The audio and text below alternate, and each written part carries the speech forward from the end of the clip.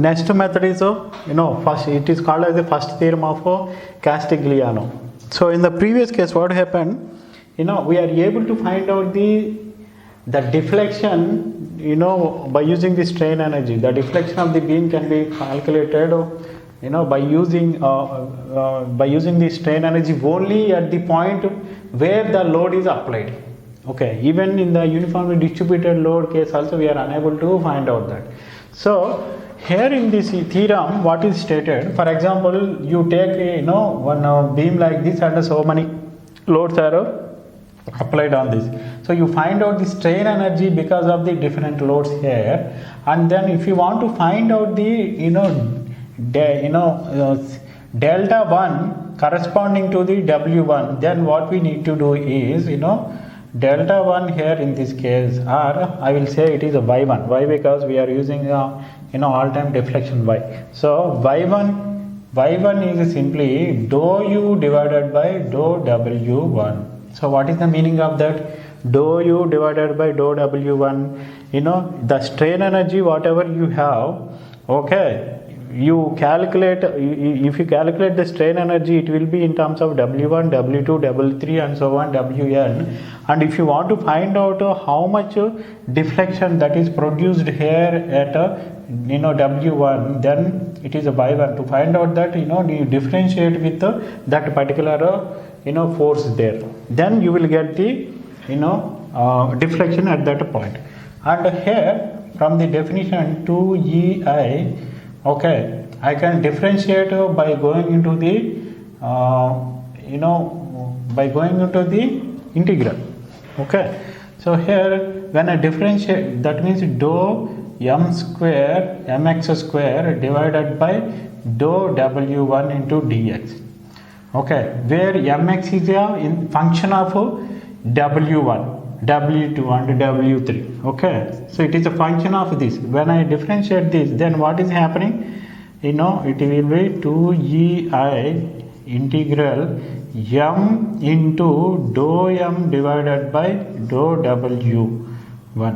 Here m or mx is, this is mx into dx. Here 2 will come. 2 will get cancelled. Then 1 by EI into mx into dou m divided by dou W1, okay, into dx. This is the equation. Final equation. See here, even you can go to the integration and differentiate, and then even you can substitute values also. That is the advantage of this method. Okay, you don't need to wait like first you integrate and then differentiate. You directly differentiate and after that you can integrate. Okay, that is the advantage here. And for example, I have a cantilever beam like this. and I have only one force at the end of point B, but I want to find out the deflection at point C. But according to this formula, this theorem, to find out the deflection at C, I need to have a force at C. But I don't have a force in this particular case. In such a case, what happen? I will apply some fictitious or imaginary force. Let's assume that this is the WC. I will apply some imaginary force WC. Okay, by using this WC, I will find out strain energy. This strain energy is a function of WB and then WC, function of these two. That is nothing but what is that? 1 by EI integral mx dou m divided by dou WC dx. To find out this is the function of this, and to find out YC, this is the formula. Okay, this is the formula, right? If I want to find out the YC, then you partial differentiate with respect to the force that you have considered here. But this force is imaginary. Okay, when this force is imaginary, then mx is in terms of a function of WB and WC. Okay, here you need to substitute WC equal to 0 before you integrate. Why? Because it is imaginary. I will show with the dashed line so that it is imaginary. Okay, and here anyway you are differentiating and you substitute and then you integrate for the entire beam 0 to m. Okay, understood? That is how we need to do. Whenever you don't have any force, then you put some imaginary and then integrate. So this is how we will find out the deflection. How to find out the slope? How to find out the slope? We are not worrying about how we derive this. Okay, you just remember this and then we use this formula and find out. And this is very, very important. This is very, very important, my dear friends. Please remember, it is very simple and important. Why? Because in the examination, sometimes they will give very difficult questions. Like the beam will be like this, and if I apply force here P, it is kept like this. In such cases, how much deflection happened in the vertical direction, how much deflection happened in the horizontal direction. Okay, these questions, if you go with the double integration method or bending moment area method, then it is very difficult to find out. But this method is straightforward. Okay, that is why we are teaching all these methods. I don't mind even if you don't learn the double integration method, but you should learn the moment area method and this is strain energy method. These are very simple. What is there? Only one formula. Okay, for this slope, how to find out the slope? Generally, this will give deflection, and for the slope, for example, if I take the beam, in the beam when I apply the moment, then what is happening? There is a theta produced in that. Okay, the amount of m applied is directly proportional to theta. So when m is 0, the theta produced is 0. What is the theta here? Theta means see, initially the beam is like this. When I apply m here, the beam will bend like this. When a beam bend like this, then if I join this, whatever theta here, this is the theta. Okay, so the relation between these two is if you have m, then theta value will be produced, and this is nothing but the work done here, and the work done is nothing but area m into theta. Okay, this is how we need to find out, and when you equate this, then we will find out the theta value from the strain energy. Okay, so since theta is depending on, theta is nothing but here slope. Okay, sometimes I am writing IB, sometimes theta, don't worry. So for this 1 by work into deflection, from this to find out this, I differentiated with respect to work. In the same way, half into m into theta. Okay, to get the theta or the slope, I need to differentiate with the m. Okay, so when I differentiate with the respect to m, then what will happen? Y at any point is 1 by EI, the same formula 0 to L or whatever, mx into dou m divided by dou m. For example, 1, then it will be 1 dx. So what is the meaning of that? For example, here, I want to, this is the simply cantilever beam. I have a force here, W, but I don't have any M here. I want to find out, the slope at B. I want to find out the slope at B or theta at B. Both are same. Okay. So how to find out in such cases? In such cases, I will take, same direction. Some, imaginary M or fictitious M here. Let's take this is a M1. Okay. Then I will consider this, and then I will find out the, strain energy. Here I will find the strain energy in terms of the M, strain energy in terms of M and then W. Okay. After that, to find out the theta B or IB, what I need to do? Dou U divided by dou M1. This is the one, right? Then what is this formula? 1 by EI into integral 0 to L for the entire section. Mx into dou M divided by dou M1 dx. Okay, this is the formula in this, while substituting mx, whatever you have, mx, you need to substitute m1 equal to 0 before you doing the integration. Why? Because it is an imaginary thing, I assumed.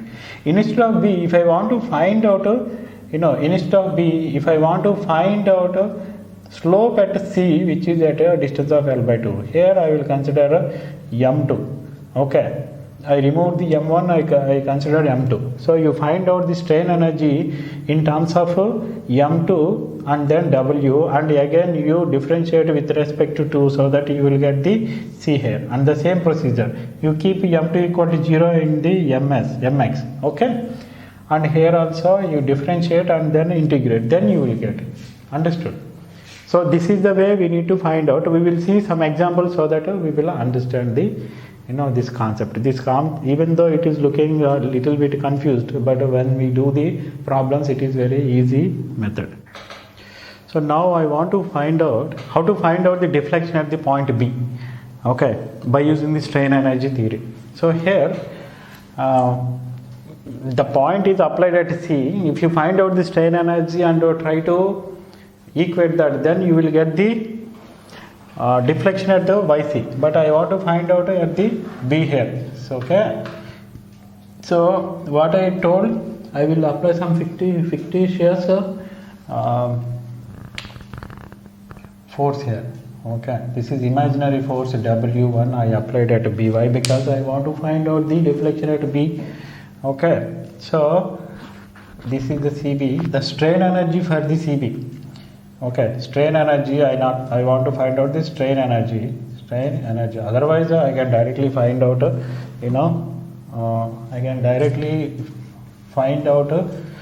see, there are two methods. First, you can find out strain energy for the AC and CB, and then you can differentiate, that is one method.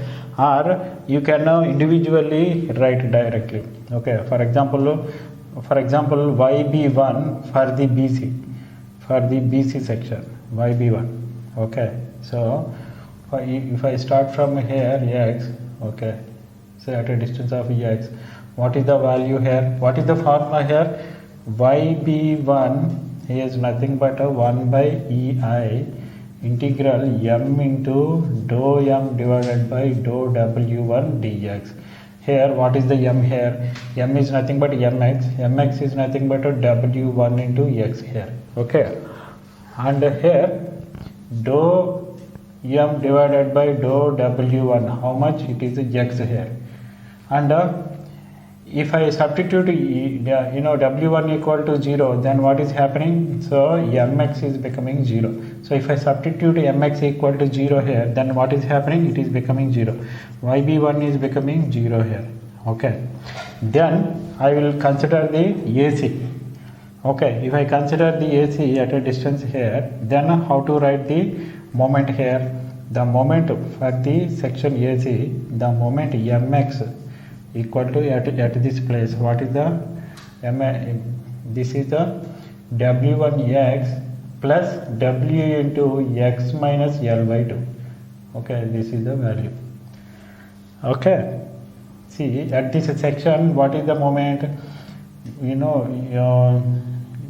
What is this? Load into distance, and here load into distance, and here dou mx divided by dou W1 is how much? If I integrate, partial differentiate only x, and then mx will become how much? W into x minus L by 2. Why it is becoming like that? Because at the rate W1 equal to 0, I need to keep imaginary is 0. So this is the value finally left out. So here YB2 equal to integral 1 by EI into mx value is how much? W into x minus L by 2. Okay, this is from where to here? This is L by 2 to L, and this is 0 to L by 2. Okay, integration also important. The value of integration that we are taking also important. This value is x into dx. Okay, so if I integrate this, if I multiply x here, W will take out x into x, x square. So x cube divided by 3 minus L x square divided by 4. Okay, so 0 to L. So if I subtract, not 0 to L, L to L by 2, L by 2. Okay, so now WEI into so what is the value here?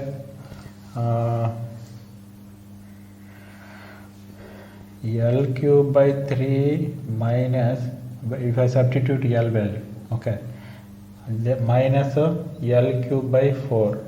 So how much it will become? L cube by 12.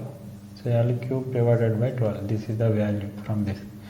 Okay, and then again, if I substitute L by 2 minus of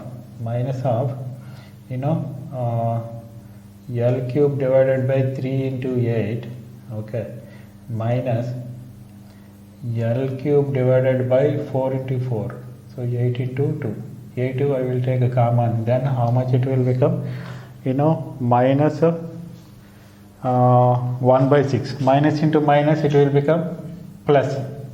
Okay, then it will become WEI into L cube divided by 12 plus L cube divided by 8 into 6, 8 into 6, otherwise I will write like this, 4 into 12.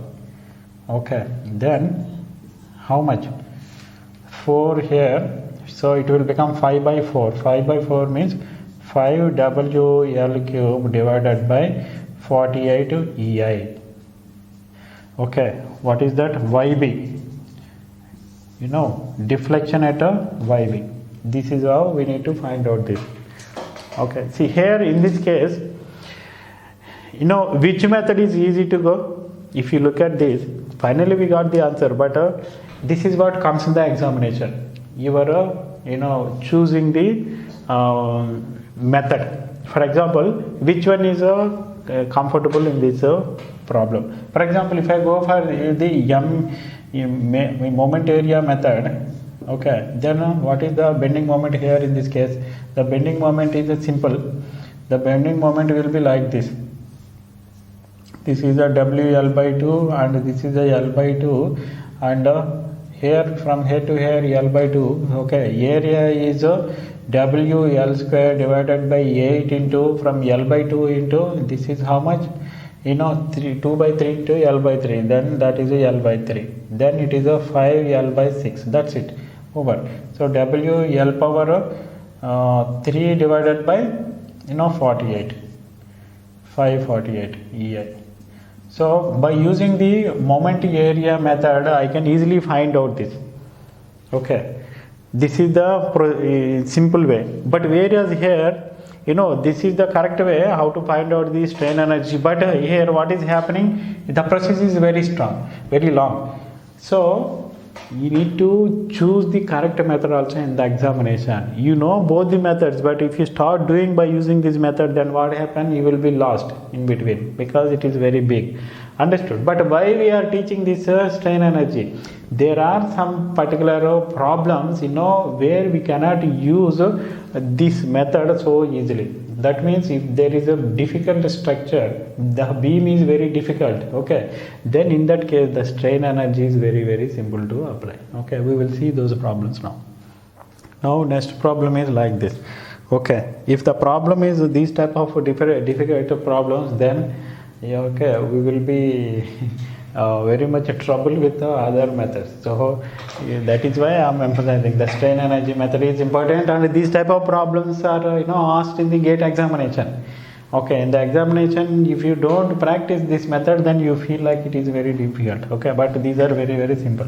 So the beam is like this, from A to B, and from there you have a perpendicular B to C. And if L equal to 0, then it will become a simply what is that? Cantilever beam. Okay, so here how to find out this?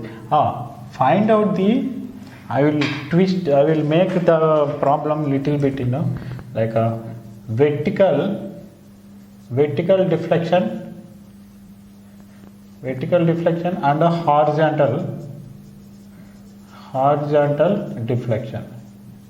What is this meaning?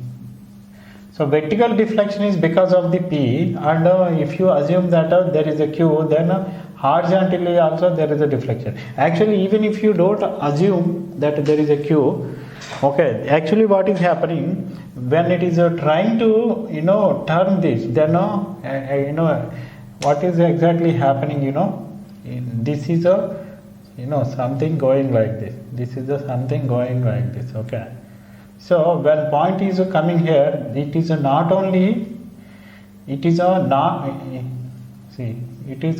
only coming down, it is sometimes going forward also. See, from here it is a vertical, from here to here, this is the final distance. So how it reach final distance like this? This is the horizontal deflection and this is the vertical deflection. Okay, that is the meaning of that. That is the meaning. This is the final one. So final is a horizontal and as well as the vertical. So we need to find out that. First we'll start with the vertical deflection. Vertical deflection is because of the P that is acting here. Okay. So I will break these beams. Okay. First I will take the BC, B and C. So what is the force that is acting here? That is a P here. Okay. And I will break the A, B. Okay, this is the B, and because of, see, it is trying to rotate this, so because of this there is a moment produced here. There is a moment produced here at the end, M. This is the M. M is how much? P into this distance. Okay, about this point it is trying to rotate, so P into the perpendicular distance, that is a P into A here. Okay, so there are two beams like this. So individually I will consider and then finally I will add the total deflection that is contributed here. So at which place I want to find out? At the place where the force is applied. Okay, that means at a point P. So here YC1 for the beam BC, I will take the BC beam, and for the BC beam YC1 I want to find out. How to find out the YC1?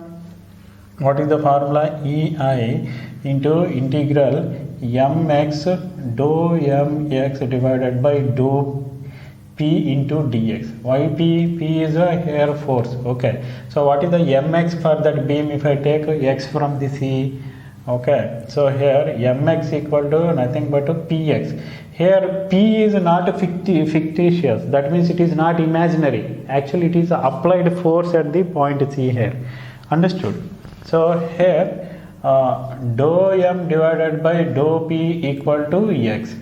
Okay, so if I substitute this 1 by EI, this is from the 0 to A.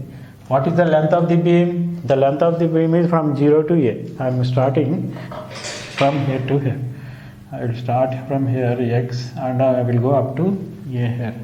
Okay, so if I substitute these values 0 to A, mx is p into x, and this is one more x into I don't write, otherwise it will look like x only. So dx. And you may think that should I put p equal to 0? No p equal to 0 in the mx. Why? It is the actual force. It is not a imaginary force that I considered here. Understood? So this is the value dx, and if I integrate this 1 by EI, when I integrate, what happened? It will be x cube divided by 3, and if I keep A here, then P A cube divided by 3. This is the value here, YC1. And for the beam AB, so what is the YC2? YC2 equal to YC, the formula is the same. Okay, only thing is I need to write m. Here m is nothing but p into a, which is a constant, and dou m by dou p equal to how much? It is a 0. Sorry, it is not becoming 0, it is a. A is there, right? P is there, right? See, it is a partial differentiation. Okay, so I am differentiating with respect to p, so a is remaining here. Okay, so YC2 equal to 1 by EI integral 0 to L. Again I have taken x from here to here. Okay, this is x going up to the L here. 0 to L, m is p into a, and this is one more a into dx. Okay, then what happened? 1 by ei here p a square into L into x, 0 to L, that means it is a L here. Okay, this is the value here. So if I write both together, then yc equal to yc1 plus yc2. So what is the value here? I will take p a square common divided by ei, then how much value? Otherwise I will take 3 also common, then what happened?